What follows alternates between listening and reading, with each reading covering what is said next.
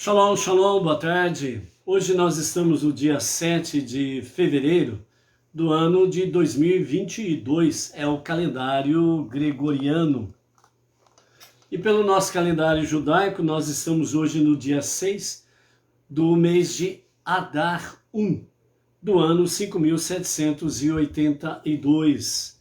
Estamos hoje com 154 dias pelo nosso calendário judaico.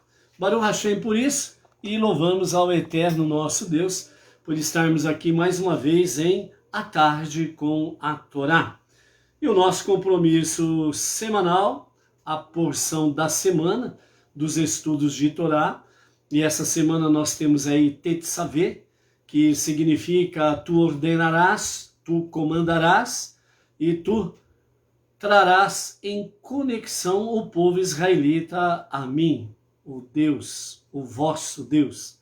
Então nós temos aí realmente a nossa paraxá semanal e hoje nós estamos no segundo dia do Shabat, o segundo dia da semana, e nós vamos daqui a pouco para a nossa segunda leitura da paraxá semanal, com os comentários dos nossos mestres, os nossos sábios, bem como a Hassidut, Rabad, o ensinamento Rabad, e também os comentários do nosso Rebbe Menachem Mendel, da paraxá semanal, mais explicitamente o comentário da nossa aliá, né, a leitura de hoje. A gota de sabedoria do nosso Rebbe Menachem Mendel para hoje, o nosso Rebbe, ele nos fala da seguinte forma, muito propício para os dias atuais, sem sombra de dúvidas, que diz assim: as pessoas pensam que, se não estão bem, devem sacrificar todo o sentido da vida a fim de cuidar de sua condição física. Na realidade, o oposto, que é o verdadeiro.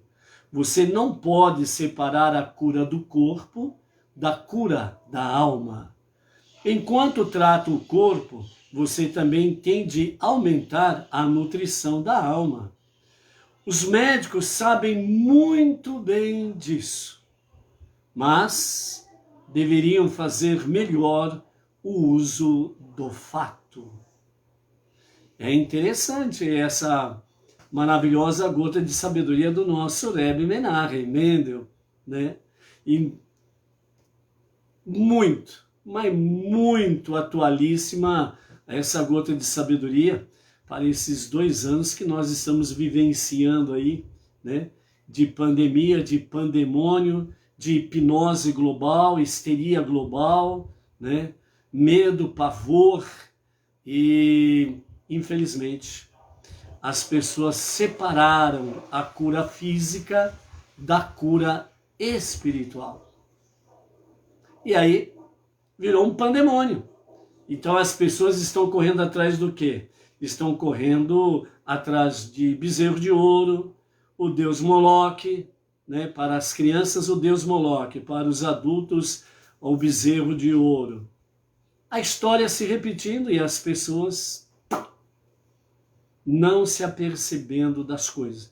E quando aparece uma luz, então o que as pessoas dizem? Ah, é maluco, não sabe o que fala, gosta de negar as coisas, né? Por aí afora vai, né?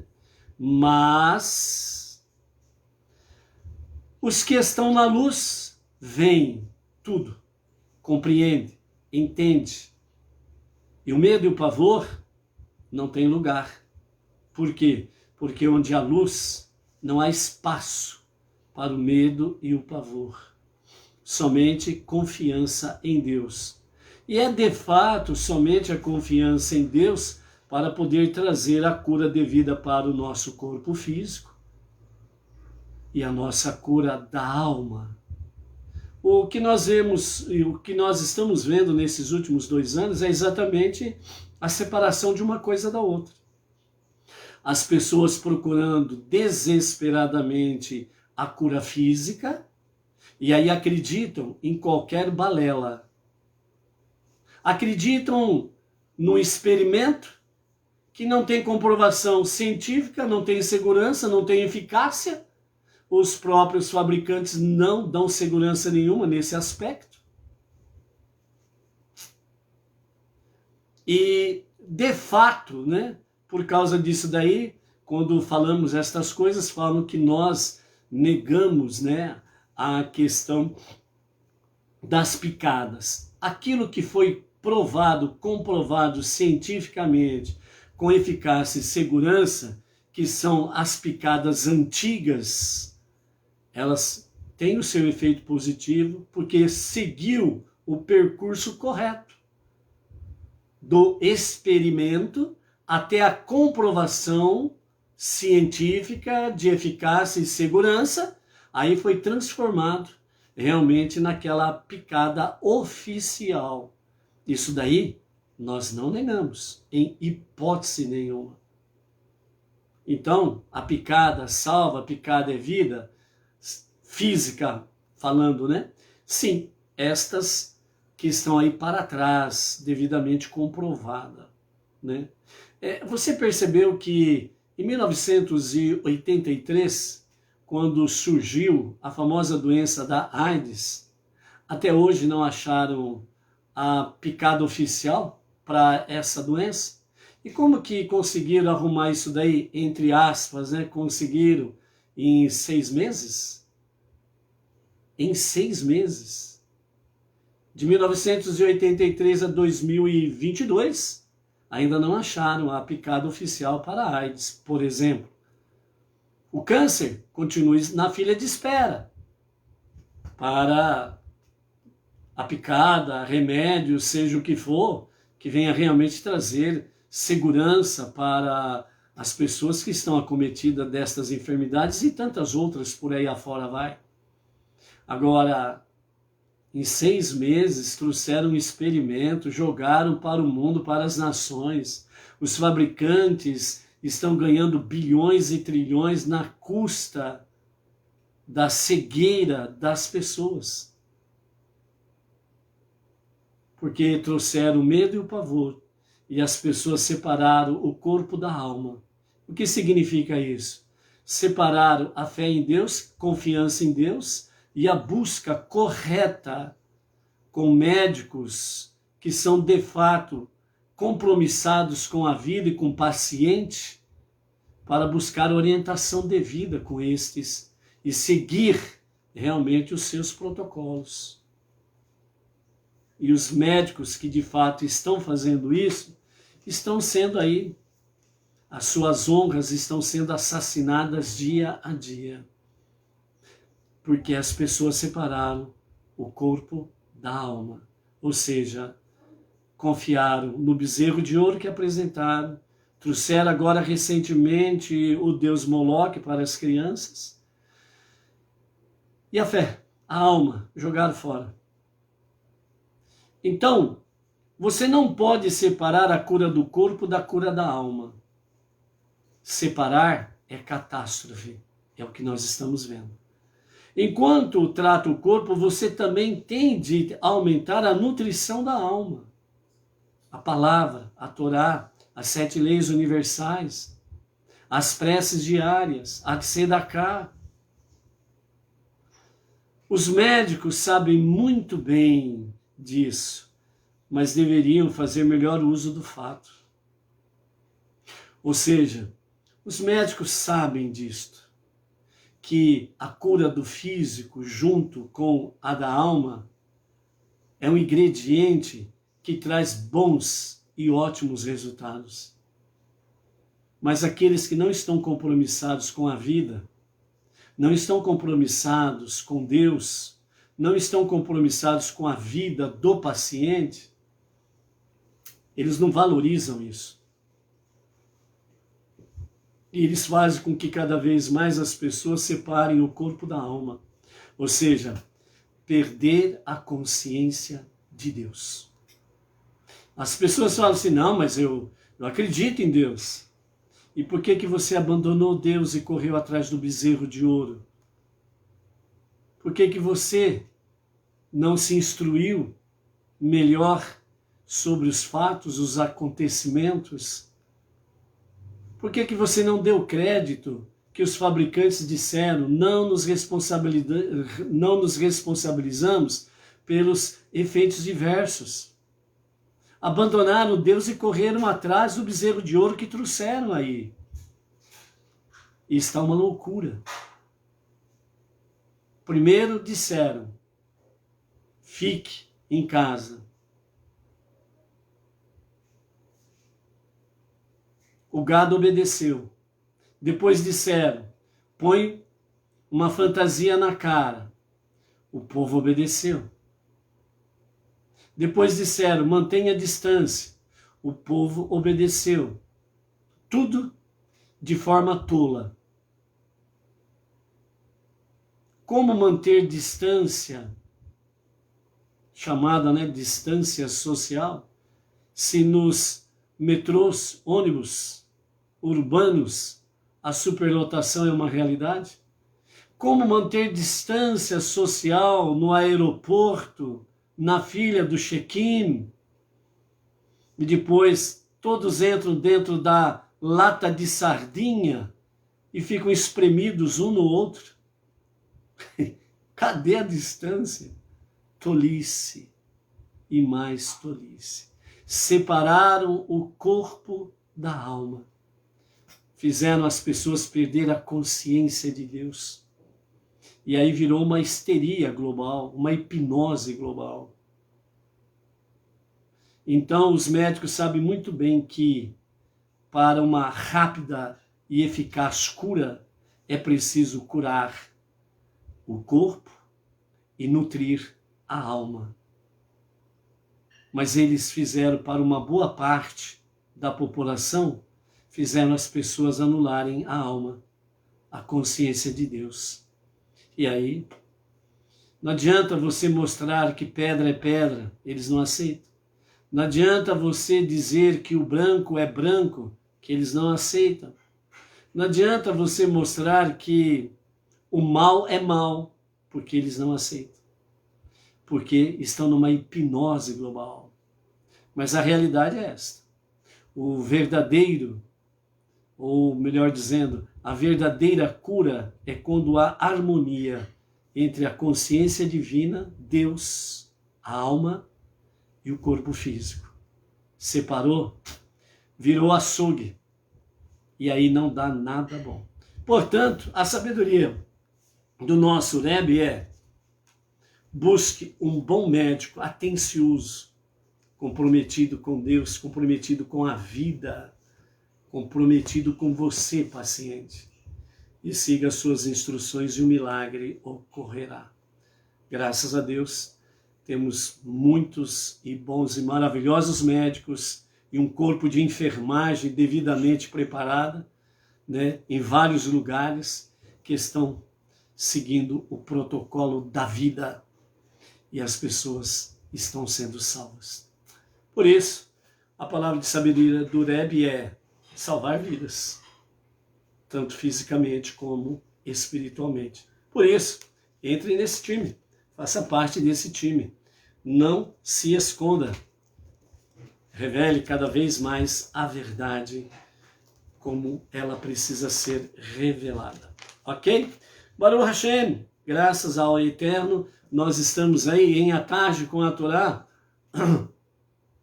A Malu, lá do distrito de São Sebastião, Brasília. A Miriam Barros, de Brasília também. O Luiz Ribeiro, Itaquera, Grande São Paulo, quem mais está por aí? A Edilane Minorello, a esposa do nosso querido Claudemir de Jesus da Silva, o casal aqui de Bauru, Baruch Hashem por isso aí, Então, shalom, shalom a esses amados aí, e também, a Maria Aparecida do Nascimento, a Eunice Bezerra Lorete, lá do Rio de Janeiro, o Nelson Gonçalves, da cidade de Barroso, Minas Gerais, a Maria Lúcia, a Meire Ferreira de São José do Rio Preto, junto com a sua família, interior de São Paulo, Yosef Ben Noach Sete, da Grande São Paulo, o Fernando Duarte, lá do Rio de Janeiro, a Cibele Ludmila, lá de Lisboa, Portugal, o Aníbal Leite Duarte, daqui de Bauru, o nosso amado companheiro, a de batalhas aí, né, de trabalho profissional dentro da Polícia Civil aqui, né, da região Bauru. A minha querida irmã Isabel Marmol Piso, lá de Franca, Baruch Hashem, junto com ela, a Fatinha, o Chiquinho, os nossos queridos irmãos aí com seus familiares em Franca. Shalom, shalom para vocês. A Lídice Okamoto, Manaus, Amazonas, o Samuel Souza de Campinas, junto com a sua família, né? Saudamos a todos com um shalom e uma tarde preciosa aí, e uma semana abençoada por Hashem, para estarmos aí cada vez mais nos aprimorando no conhecimento da palavra. Vamos para a nossa leitura diária e vamos seguindo com os comentários de Rashi, a Hassidut Chabad, os ensinamentos dos nossos mestres e a palavra final do nosso Rebbe da Aliá de hoje, ok? Então, a nossa segunda leitura de hoje está no capítulo 28, a partir do verso 13 de Êxodo, Shemot, que significa nomes, né? E vamos lá, a partir do verso 13 até o verso 30, nós estamos aí sobre as vestimentas sacerdotais, né? Que é discorrido aqui nessa parte de Tetzaveh. E na sequência vamos ver aí, né? Os significados profundos para o entendimento sublime, espiritual, elevado, né, do significado das vestimentas, né? Temos uma palavra aí do nosso rabino Jonathan Sachs, de abençoada memória, que nos fala nesta sabedoria aí de forma maravilhosa sobre a questão das vestimentas, né, que traz para nós uma visão preciosa a nossa vida diante de Hashem, ok? Então vamos lá, capítulo 28, verso 13 ao 30, com os comentários de Rashi. Nós estamos aí vendo a questão do suspensório do efod e também, né, o afixar as pedras de ônix às extremidades superiores do suspensório do efod. Tu vais mandar os artesãos fazerem engastes de ouro, nos quais se embutirão as pedras. Os engastes serão presos ao suspensório. E esses engastes, além de conterem as pedras de ônix, também manterão o peitoral suspenso no efod. Por cima, como logo, também vais mandar os artesãos fazer 2 correntes trançadas de ouro puro, que fixarão na borda superior do peitoral, e tu prenderás essas correntes trançadas aos engastes de ouro pregados às extremidades superiores do suspensório do efod, né? Agora nós vamos entrar no peitoral. O peitoral aqui é exatamente, vai ter aquela conexão com Urim e Tumim, né? Urim e Tumim, por onde Deus se manifestava fazendo as suas revelações. Então as letras, elas eram iluminadas, e o Kohen Gadol, o sumo sacerdote, ele lia aquelas letras, fazia a somatória das letras, e ali então era um recado dado por Deus, né? Então ele era também chamado de o peitoral do juízo, que também dessa forma era que Deus falava. E também dentro dessa questão do próprio peitoral, nós temos aí a questão das 42 letras, né, do nome de Deus, ou são os 42 nomes de Deus também mencionados dentro desse peitoral. E esse peitoral, ele tinha, né, uma forma como de um envelope, né? Então, quando o Kohen Gadol, ele precisava consultar Hashem, então esse envelope abria-se, e então ficava exposto realmente Urim e Tumim, e assim vinha a resposta de Deus também. E quando então não era necessário isso, então o envelope se fechava, e assim era guardado Urim e Tumim. Vamos ver alguns detalhes a mais com referência a isso. Então, a partir do verso 15, né, nós temos aí o peitoral. Manda os artesãos fazer o peitoral que o sumo sacerdote usará sobre o peito. Arão merece essa peça de roupa porque seu coração se alegou quando tu foste promovido à posição de líder do povo. mais elevada que a dele. Então aqui nesse comentário de Rashi, já em outros trechos, né, o próprio Eterno falou com Moshe a respeito disso, e aqui Rashi volta a comentar e fortalecer essa questão de Arão. Arão era o primogênito, então era Arão, Miriam e Moshe. Moshe era o caçula, mas Moshe que foi elevado à posição de líder do povo israelita. Pelo andar da carruagem, né, vamos assim dizer, normal, deveria ser Arão. Mas não, Deus viu os atributos, as qualidades de Moshe quando ele estava cuidando das ovelhas de Itró, lá em Midian. Então ele viu o cuidado, o zelo que ele tinha com referência às ovelhas. E como nós temos aí o Salmo 23, né? Hashem Roi, né? O Eterno é o meu pastor. Então, o povo israelita e todos aqueles, né, que confiam em Deus tornam-se, propriamente dito, o rebanho de Hashem, né? Então, Deus viu esse zelo, esse cuidado, esse amor, carinho, etc. e tal, a determinação em proteger o rebanho, porque ele impedia com que bestas feras, né, ou feras selvagens, viessem atacar o rebanho, e ele repelia esses animais selvagens. Então, Moshe, ele cuidava com todo carinho, com toda dedicação, o rebanho de Itró. Então, nessas suas ações, Deus viu que ele seria realmente apto a cuidar do seu rebanho, o povo israelita. Por isso ele foi elevado à liderança do povo israelita. E Arão, quando recebeu essa mensagem, ele se alegrou, ele não ficou triste, porque a posição seria dele.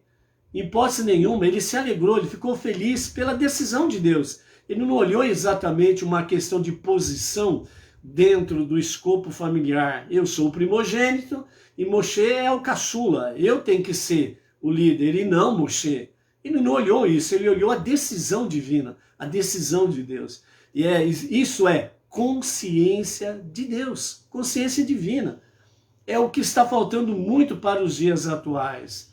Por isso que as pessoas estão agindo muito com histerismo, com hipnose, né? Qualquer tolo vem e hipnotiza as pessoas com qualquer balela, com qualquer conversinha fiada. E não é por esse lado. A consciência divina, ela traz sabedoria, conhecimento, entendimento, e as pessoas ficam focadas em Deus. A decisão de Deus alegrou o coração de Arão, e ele ficou feliz com isso. Então, por isso, Deus o qualificou também para ser o primeiro Kohen Gadol, o sumo sacerdote do povo israelita. E ele, Arão, como Kohen Gadol, era merecedor de poder trazer no seu peito, próximo ao seu coração, realmente o peitoral, Urim Vetumim, por onde Deus se revelava realmente com ele e com o povo. Então, a visão, a consciência divina nos leva a vermos a visão de Deus, a decisão de Deus. Ponto final. Então, o peitoral expia erros judiciais. Ademais, como quando nele se introduzir um pergaminho especialmente preparado, o peitoral funcionará como oráculo, por meio do qual eu farei saber minha vontade, diz o Eterno. Por essas duas razões, ele será conhecido como peitoral do juízo, ou seja, onde ele traz realmente o conhecimento, né, dos erros judiciais, erros jurídicos, né, e ao mesmo tempo também é a forma como ele manifestaria também a sua vontade, através do Urim Vetumim, o peitoral, também a vontade divina seria revelada. Por isso, o peitoral do juízo. Será um pedaço de pano de 2 palmos de comprimento e 1 palmo de largura, com desenho tecido, isto é, um desenho diferente em cada lado do pano. Tu farás da mesma trama de 28 fios, como é feito o efod. Um fio de ouro torcido com 6 fios de lã azul celeste. Um fio de ouro torcido com 6 fios de lã púrpura. Um fio de ouro torcido com 6 fios de lã escarlate. E um fio de ouro torcido com 6 fios de linho torcido. Será quadrado quando dobrado, 1 palmo de comprimento e 1 palmo de largura. Depois de dobrá-lo, tu vais mandar os artesãos cravejá-lo de pedras preciosas encaixadas em engastes de ouro presos ao tecido. Haverá 4 fileiras de pedras preciosas retangulares. Uma fileira será de cornalina, conhecido como rubi, uma fileira de esmeralda, uma outra fileira como topázio, também conhecido como quartzo amarelo. Uma segunda fileira será de granada vermelha, que também é conhecido como corbúnculo, ou também rubi, um outro tipo de rubi. Safira e diamante, também mencionado, ou como gema azul, esverdeada, ou como berilo, o diamante. A terceira fileira será de zircão ou jacinto, ágata e ametista. E a quarta fileira será de água marinha, conhecido também como crisólito, ônix e jaspe, também conhecido como quartzo opaco. Cada engaste será feito na medida certa para a pedra que nele se embutirá, de modo que as 4 fileiras de pedras estarão completamente engastadas em ouro em seus encaixes. As pedras preciosas levarão o nome dos filhos de Israel, todos os 12 pelo nome. O nome de cada um será gravado como que sobre anel de sinete, para todas as 12 tribos. A fim de que o peitoral funcione como oráculo, o alfabeto hebraico inteiro deve estar sobre a pedra. Porém, os nomes das 12 tribos não contêm todas as letras do alfabeto. Então aqui, na explicação que os sábios trazem, e Irache comenta aqui, é que para que o Eterno pudesse revelar realmente, através do Urim Vetumim, o peitoral do sacerdote, ou peitoral sacerdotal, ou peitoral do juízo, precisava conter as 22 letras do alfabeto hebraico. Os 12 nomes das tribos de Israel não contêm todas as 22 letras do alfabeto hebraico em sua plenitude. Então, dessa forma, para corrigir essa situação, foi mandado gravar os nomes dos patriarcas. Isso está dentro da Torá oral, dentro do Talmud e também da Mishnah, né?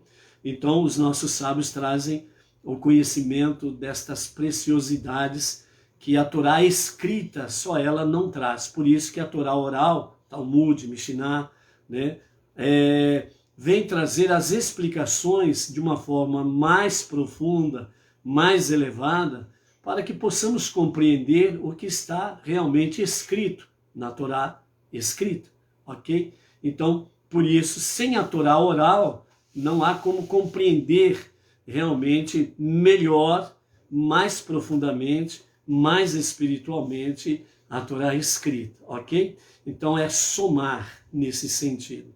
Então, dessa forma aí, para corrigir essa situação, foi mandado gravar os nomes dos patriarcas, Abraham, Isaac e Yaakov, sobre a primeira pedra acima do nome de Reuven, né? Então, o que nós temos aqui? Então, nós temos na pedra de engaste, né? Então, vamos... Baruch atah Adonai Eloheinu melech haolam shehakonei abdi varo. Então, vamos ver se a gente consegue mostrar aqui para vocês essa realidade. Lembrando que está efeito espelho aqui, né? A imagem, ok? Então, a pedra é esse quadro aí, onde nós temos aí 4 fileiras de 3, certo? E então é sobre isso daí que fala. Então, esse quadro aí você viu, né, de forma espelho, quer dizer, inversa, né? Ao contrário, por assim dizer. Então, o nome dos patriarcas Avraham, Isaac e Yaakov, ela foi escrita na primeira pedra acima do nome de Reuven. Como o hebraico é da direita para a esquerda, ok? Então, na tabela aqui, na placa aqui, o nome de Reuven é o primeiro que está à direita nossa, ok? Então, acima do nome de Reuven está o nome dos 3 patriarcas, Avraham, Isaac e Yaakov, ok?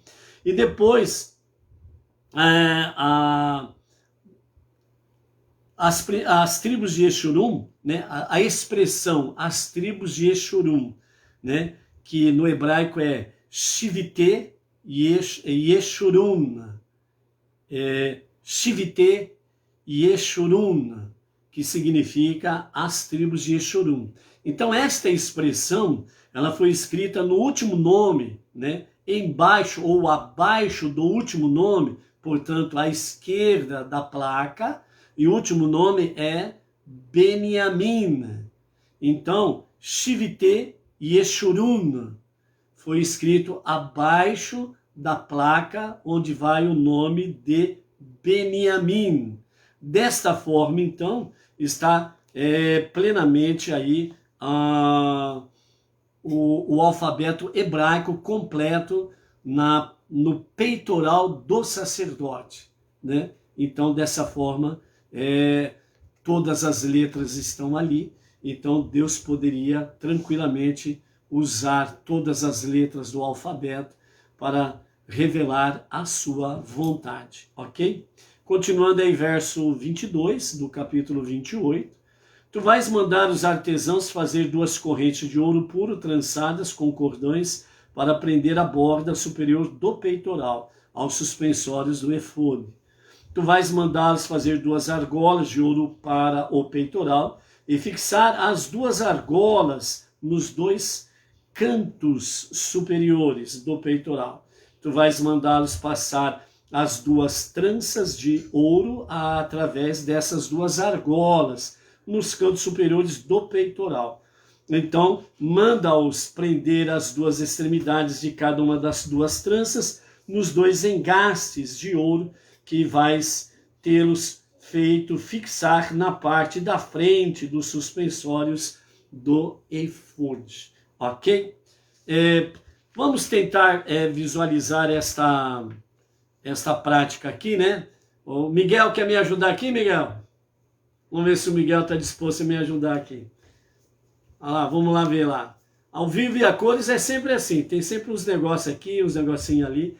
Você vai ficar ali na frente, né? Isso.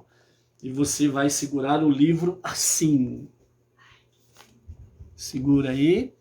Ó, vamos virar aqui para aparecer o Miguel, né? Opa, peraí, Miguel, deixa eu tirar essa folha aqui.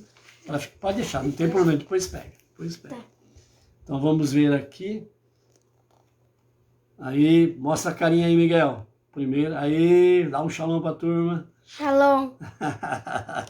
Isso, ergue aí um pouquinho, Miguel, vem mais para frente. Então, ó, vem mais para frente aqui, ó. Isso. Segurou aí, Miguel. Aí, segura aí, tá bom? Então, nós temos aí a placa, né, do Urim e Tumim, que é essa daqui.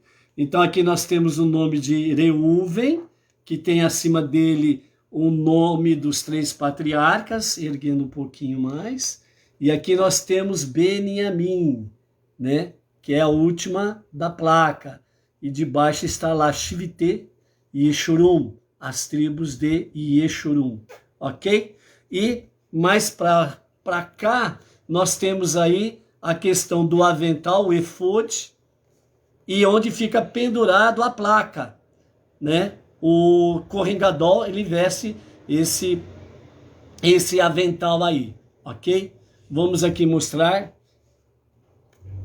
Segurei, só vou virar uma página aqui, Miguel. Isso. Ok?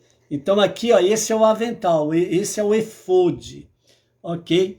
Então, atrás do Kohen Gadol fica a parte completamente fechada. E essa parte aberta fica na frente do Kohen Gadol. Então o avental, ele é de trás para frente, ok? E aqui nós temos aqui o Urim, a placa, né, Urim Vetumim, e presa ao suspensório do Kohen Gadol, ok? É isso daí. Dá tchau pra turma aí, Miguel. Tchau. Vou pegar uma? É o assistente aqui. Baruch Hashem, por isso. Ok? Então, amados, dessa forma aí é o peitoral do Kohen Gadol, certo? Então, é dessa forma aí que nós vemos aí nesse sentido, ok? Desculpa aí, pessoal. Então, na continuidade, né, no verso 26, então nos fala sobre a posição do peitoral, né, que vai ser afixada ali nas duas argolas de ouro e prendê-las nos dois cantos, né, e na sua borda toda. O verso 27 nos fala, vais mandar os artesãos fazer um terceiro conjunto de duas argolas de ouro e prendê-las na borda externa das extremidades. No verso 28 nós temos aí, juntarão então a parte inferior do peitoral por suas argolas, as argolas do efode, com o cordão de lã azul celeste, para que o peitoral esteja ligado com a frente do cinto do efode. Não se desprenderá o peitoral do efode, então eles permanecerão ligados, atados. Vestindo o peitoral e suas pedras gravadas, Arão portará então os nomes dos filhos de Israel no peitoral do juízo, sobre seu coração, quando entrar no tabernáculo, como lembrança constante diante de Deus. Ou seja, toda vez que Hashem, toda vez, né, que o Kohen Gadol entrava na presença divina, né, principalmente no Yom Kippur, né, no dia de Yom Kippur, o dia do perdão, então ele estava levando ali as 12 tribos de Yeshurun, as tribos de Yeshurun, que é exatamente a expressão hebraica Shivite, Yeshurun, as tribos de Yeshurun, ok? Verso 30, colocarás um pergaminho com a inscrição do nome de Deus dentro da dobra do peitoral do juízo. Esse pergaminho será conhecido como os Urim Vetumim, ok? Então aqui, o peitoral, né, ele se transforma em oráculo luminoso, né, Or, que é no hebraico, e preciso, Tamim, Or Vetamim, né, Urim, né, está dentro de oráculos luminosos, né, ou luzes, preciso, Tamim, então Urim Vetumim, então luzes preciosas, né, dessa forma. Então quando o peitoral, né, ele era dobrado, então significa que ele era dobrado. Quando ele era dobrado, que ali, então, dentro dessa dobra aqui, era colocado o nome, o tetragrama sagrado. E dessa forma, então, o peitoral, ele se transformava no Urim Vetumim, onde Deus se revelava através das letras luminosas, né? Ou seja, luzes preciosas, ou, melhor dizendo, luzes precisas, né? Que Tamim, Tumim está conectado com Tamim, que significa preciso. Então, Tumim é o plural, são precisos. Então, luzes precisas, né?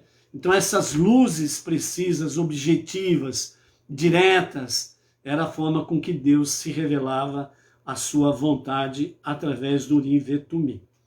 Então, eles estarão sobre o coração de Arão quando ele se puser diante de Deus. Isto é, toda vez que ele entrar no santuário, assim, paramentado, Arão portará sobre seu coração um instrumento de juízo para os israelitas, sempre que entrar no santuário e se puser diante de Deus. o peitoral só funciona como oráculo em virtude dos Urim Vetumim.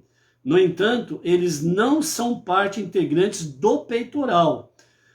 Na ausência deles, ainda se considera que o sumo sacerdote está vestido de modo pleno e apropriado, mesmo sem o peitoral atuar como oráculo. Ou seja, então tem a placa, tem as 12 tribos de Exurum, as tribos de Exurum, né? Acima do nome de Reuven está o nome dos patriarcas, abaixo do nome de Beniamim está a inscrição, as tribos de Exurum, está pleno completamente ali o alfabeto hebraico, né? E quando é dobrado esse peitoral, então coloca-se o pergaminho, né? Que nos fala dentro, né, do peitoral, porque ele está dobrado, então coloca ali no meio a inscrição do nome de Deus, o tetragrama sagrado. Então, quando isso acontece, então, de fato, o peitoral se transforma em Urim Vetumim. Se tira o pergaminho, permanece o peitoral, mas não há revelação do Urim Vetumim, ok? Então, só se transforma em Urim Vetumim, ou seja, a revelação divina da sua vontade, e para corrigir erros jurídicos, né, no meio do povo de Israel, quando é acrescentado o pergaminho com o tetragrama sagrado, né? Então, muito interessante nós sabermos isso daí.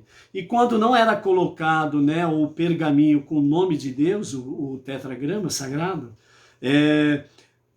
Arão era considerado que estava devidamente ataviado para estar na presença de Deus e na presença do povo, e automaticamente representar o povo israelita diante de Hashem, mesmo sem o pergaminho com a inscrição do tetragrama sagrado, do nome de Deus, ok?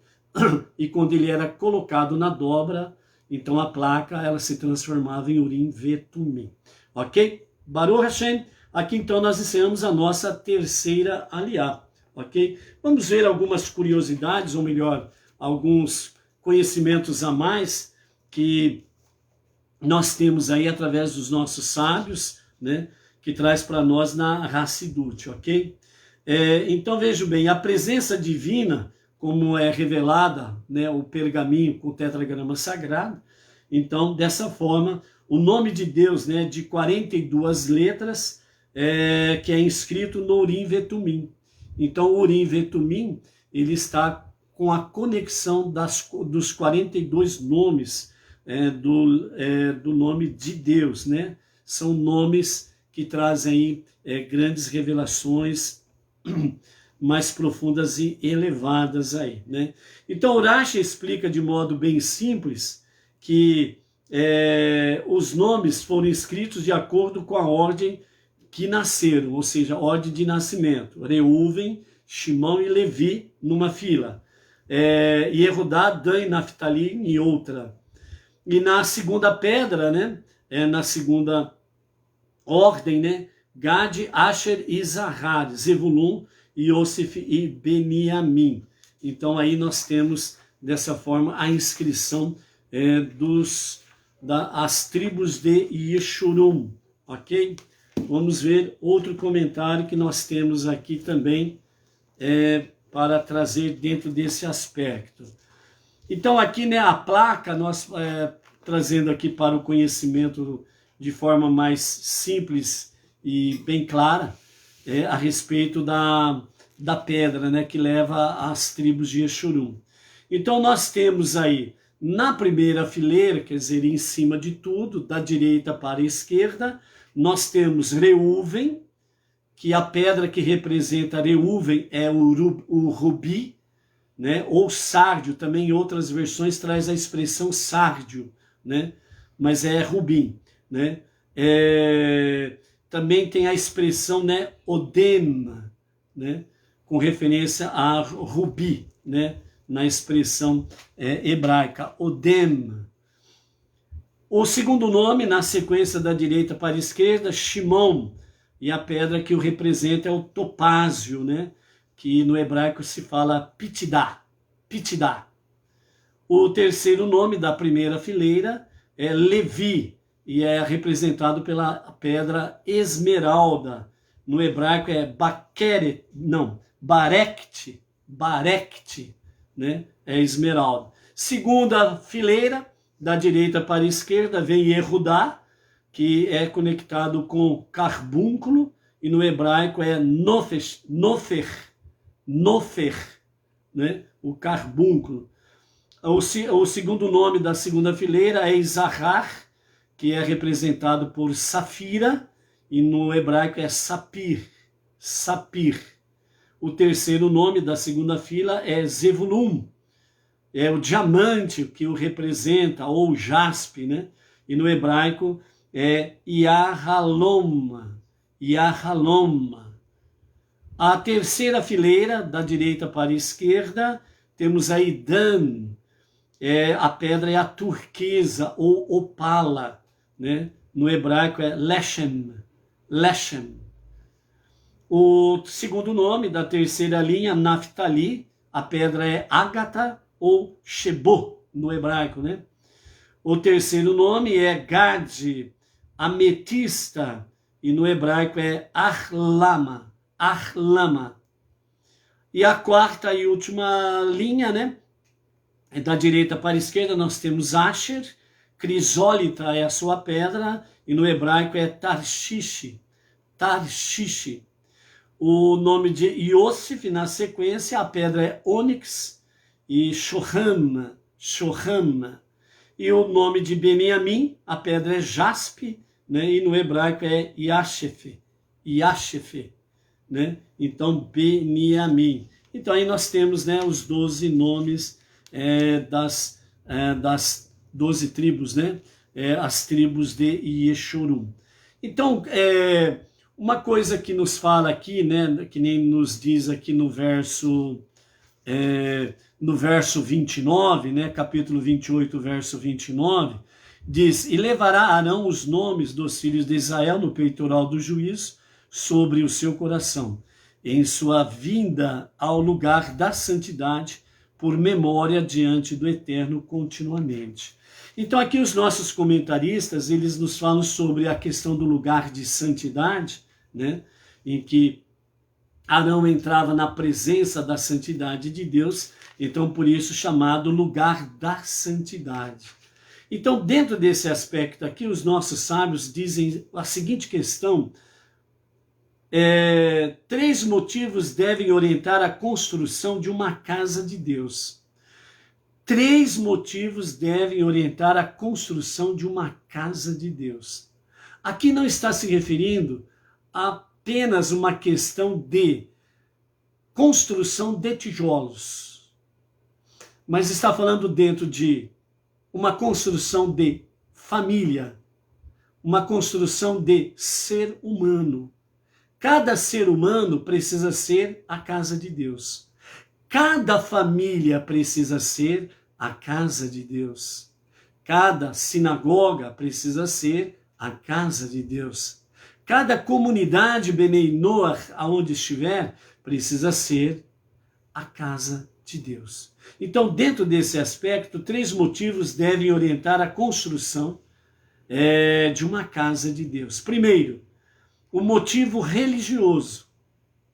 Por isso, o monoteísmo, com fundamento judaico e orientação rabínica, é um motivo religioso de fazermos em nós, ou seja, a nossa vida, a nossa família, a nossa casa, a nossa comunidade, a casa de Deus, ou seja, um motivo religioso.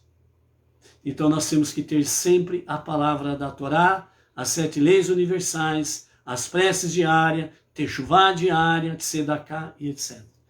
O segundo motivo é um motivo educativo cultural. Então, o segundo motivo é a educação dentro do campo educativo e cultural.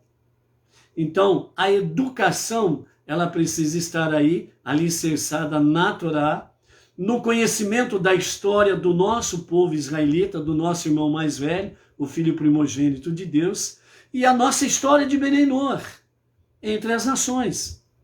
Então, O segundo motivo educativo cultural vem valorizar a educação das nossas crianças, a educação dos Benenoa, porque afinal de contas nós saímos, né, de caminhos tortuosos e chegamos aqui, né? Então nós precisamos também continuamente do motivo educativo cultural, certo?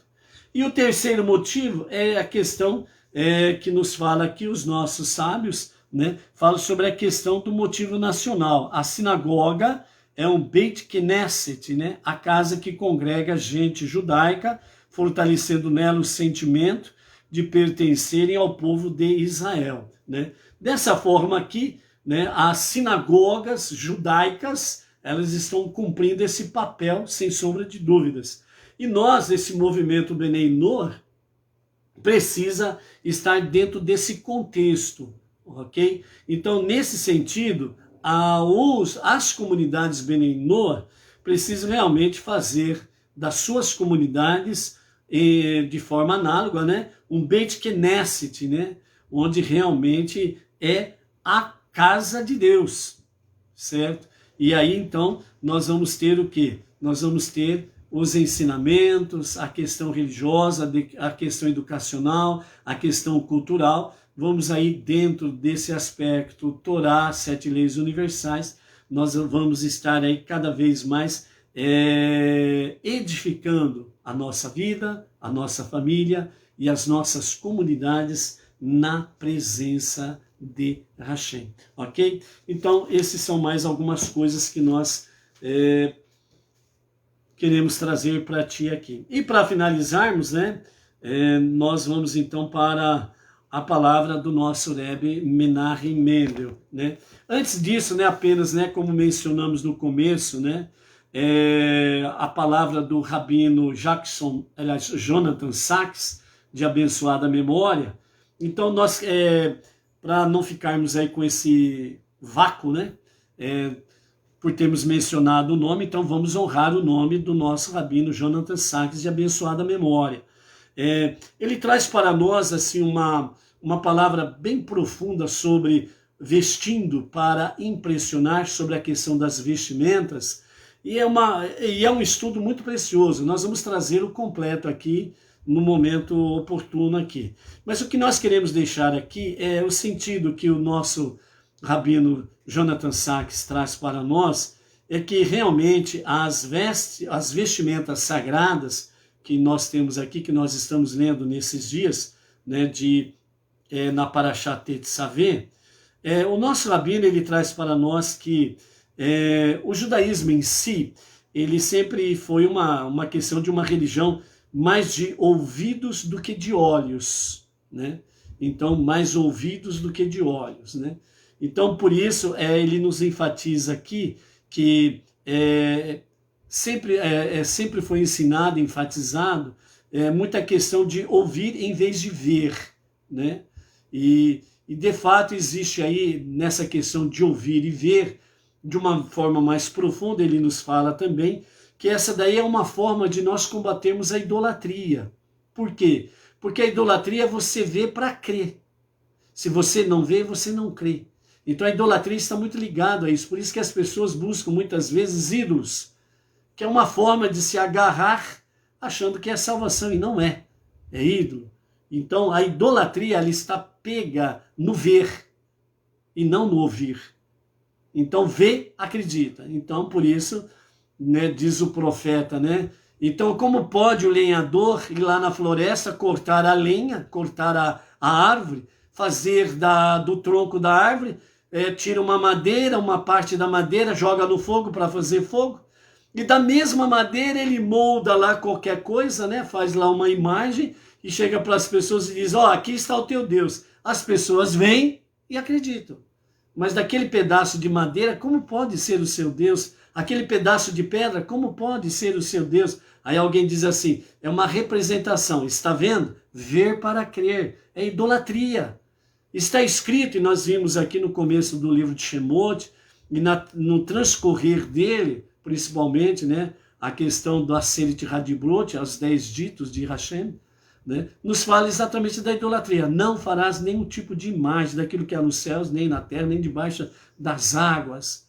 Porque é idolatria, ok? Então, o ver é para crer. Então, é esse que é o detalhe aí da idolatria. Então, por isso que as pessoas são pegas facilmente na idolatria. E dentro desse aspecto, né, dentro do judaísmo, é mais enfatizado o ouvir. Por isso, nós temos a palavra-chave, Shema. E isso nos conecta diretamente à nossa confissão da nossa máxima, da nossa fé, realmente no único Deus, a unidade e a unicidade de Deus. Então, por isso, Shema, ela está conectada em ouvir, escutar, entender e obedecer. É isto Shema. Então, por isso, quando nós falamos o Shema, e nós fazemos essa profissão, vamos assim dizer, né, de fé, né, na crença no único Deus, então, Shema está conectado com isto. Ouvir, escutar, entender e obedecer. Não pode desconectar nenhuma das 4 palavras. Elas estão conectadas em Shema. E é isso que é importante. Então, dessa forma, né, o verbo Shema é dominante no livro de Devarim. Em Deuteronômio, o último livro dos 5 livros da Torá, a expressão Shema, ela aparece 92 vezes no livro de Devarim. Então a espiritualidade judaica, ela é sobre escutar mais do que olhar. E esta é a profunda razão pela qual nós cobrimos os olhos quando nós falamos Shema Israel. Não é isso? Por que nós cobrimos os olhos? Então o nosso rabino Jonathan Sacks, né, de abençoada memória, nos fala: nós cobrimos os nossos olhos porque nós tiramos o mundo da vista e nós focamos no mundo do som, as palavras, a comunicação e o significado. Por isso, Shema Israel, o Eterno é o nosso Deus, o Eterno é um. Tiramos o foco do mundo, tiramos o ver para crer, e nós vamos então para o som, o mundo do som, o mundo das palavras, da comunicação e do significado. Então, como que é importante, de fato, o Shema. Isso daí nos traz diretamente a batalha da Torá com a idolatria, contra a idolatria, ok? Então, por exemplo, outros veem deuses no sol, nas estrelas, no rio, no mar, na chuva, na tempestade, no reino animal, na terra, e por aí agora vai, né? E eles fazem, então, representações visuais dessas coisas e se apegam facilmente na idolatria. O judaísmo descarta toda essa forma de pensar, ok? Então, Deus não está na natureza. Preste atenção nisso. Deus não está na natureza. Ué, mas espera aí. Já foi dito que Deus está em todo lugar. Deus não está na natureza, ele está além da natureza. Deus, ele criou e ele a transcende. Ou seja, tudo que Deus criou, ele está além disso daí. Então Deus não está limitado à natureza. Deus não está limitado ao reino animal, no reino vegetal, no reino mineral, no reino humano. Ele está além disto daí. Por isso, o Shema, ouve, ó Israel. Nós fechamos os nossos olhos. Então, dessa forma aí, nós podemos compreender melhor ainda quando nós vamos lá para o Salmo número 8, e nós lemos lá, quando eu considero teus céus, o trabalho dos teus dedos, a lua e as estrelas que colocastes no lugar. O que é o homem para que estejas preocupado por ele? O filho do homem que você cuida? Ou seja, a vastidão do espaço é para o salmista nada mais que a obra dos dedos de Deus. A natureza é a obra de Deus, mas não é o próprio Deus. Deus não pode ser visto. Então, por isso, as pessoas veem Deus na natureza, no sol, nas estrelas, etc, etc, etc. Deus está além disto. Então, ou seja, qualquer tentativa de representar Deus nisso ou naquilo, as pessoas estão limitando Deus, estão diminuindo Deus. Deus está além de tudo isso daí, ok? Então, só para fecharmos aqui, né, a importante palavra do nosso rabino Jonathan Sacks, de abençoada memória, então vamos trazer no momento oportuno. Então, as vestimentas sacerdotais é para trazer a nós a visão da glória de Deus, no sentido de que, com as vestimentas sacerdotais, o nosso rabino diz assim: Deus, gracioso no seu amor infinito por nós, ele nos concedeu a graça de podermos participar da sua glória através das vestimentas sacerdotais. Só fechando essa parte. Então, por isso, nós não podemos ir à presença divina de qualquer jeito. Um dos grandes perigos para os Benei Noach é este. Eu sou Benei Noach. Eu posso ir de qualquer jeito na presença de Deus. Deus não está olhando para isso. Como você se apresenta quando vai a uma audiência judicial? Como que você se apresenta quando você vai numa festividade de gala? Como você se apresenta quando é convidado para um casamento? Você vai de qualquer jeito? Que falta de respeito, né? Não é verdade? Se para as coisas seculares se pensa tudo isto, por que quando vamos à presença divina, um Benei Noach pode pensar que eu posso ir de qualquer jeito, não tem problema? Será que pode mesmo? Então, por isso, cuidado. Sermos participantes da glória de Deus é uma festividade de santidade. E fechando, então, o nosso Rebbe Menachem Mendel, ele nos fala sobre o sublime e o mundano. Vamos ver o que ele nos diz aqui nessa aliá de hoje. O efode ficava pendurado nas costas e ia até os calcanhares, enquanto o peitoral se apoiava na frente sobre o coração. Então nós mostramos aqui o efode, o grande avental, ele é aberto na frente e fechado nas costas do Kohen Gadol. E esse avental, que é colocado de forma inversa, né? O avental que todo mundo conhece aí, né? Principalmente nas mulheres usam na cozinha, etc e tal, mas independe de quem usa o avental, segundo a sua atividade. O avental ele é fechado na frente e aberto nas costas, né? Tanto é que é amarrado nas costas. O avental, o efode do Kohen Gadol é o contrário.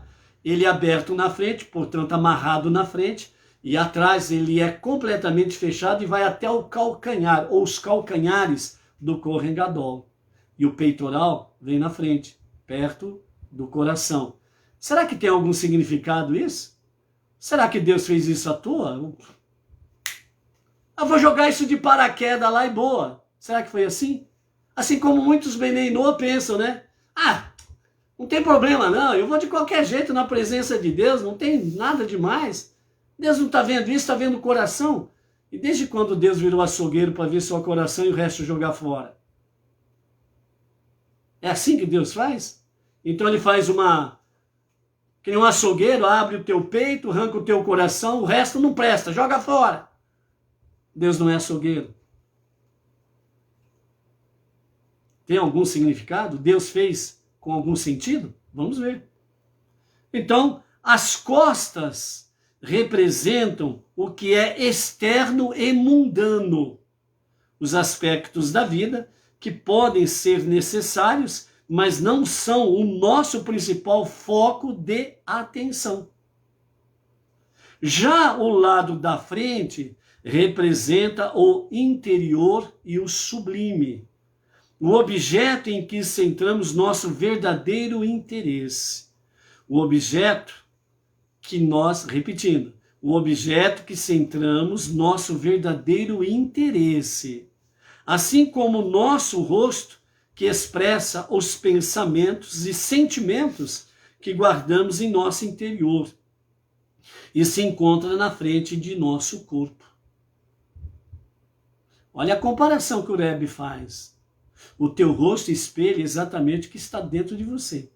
Por isso que o proverbista Salomão fala, um coração alegre aformoseia o semblante. Um coração triste, ele turva o semblante.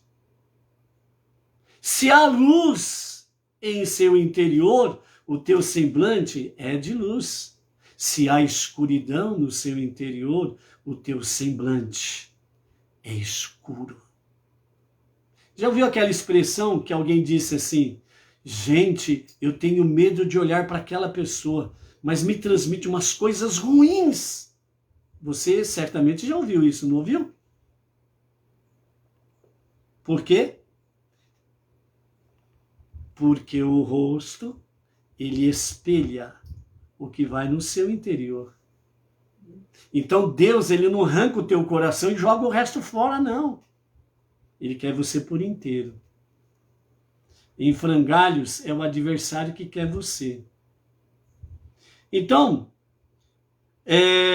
o fato de o peitoral não poder ser separado do efode significa que, ao Kohen Gadol, não era permitido ter qualquer lacuna ou separação entre o sublime e o mundano, ou seja, entre os aspectos essenciais e os externos de sua vida. O que vale para nosso idealista e inspirado coração deve também expressar-se até mesmo em nossos calcanhares, isto é, nos aspectos comuns e rotineiros de nossas vidas. Aí você, ouvindo ou lendo isto e rapidamente chegando a uma conclusão, quando chegamos rapidamente a uma conclusão, é um perigo. Aí, então você fala assim, tá vendo? Sublime e mundana. Então o que tem eu de qualquer jeito na presença divina? Essa é uma conclusão rápida e sem pensar. É uma conclusão de tolos, na realidade. Por quê?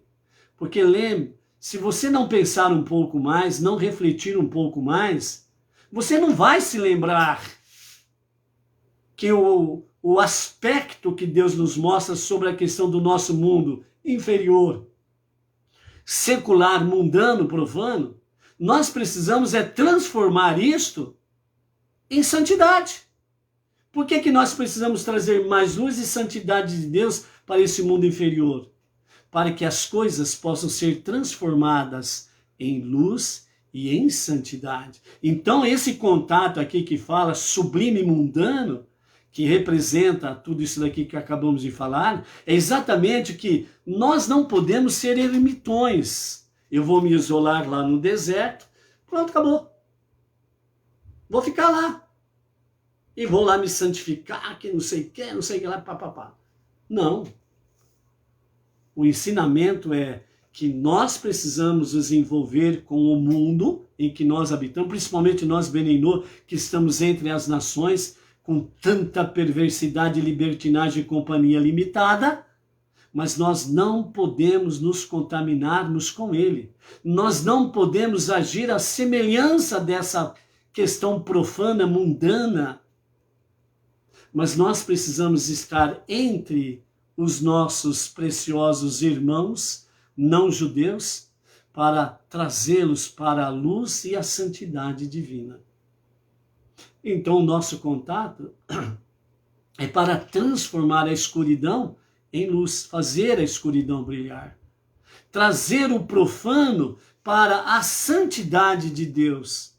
E isso significa que nós precisamos continuamente termos uma mudança de vida. Então, por isso, o sublime e o mundano, nós precisamos andar de tal forma para que o mundano se transforme em sublime, e não o sublime em mundano.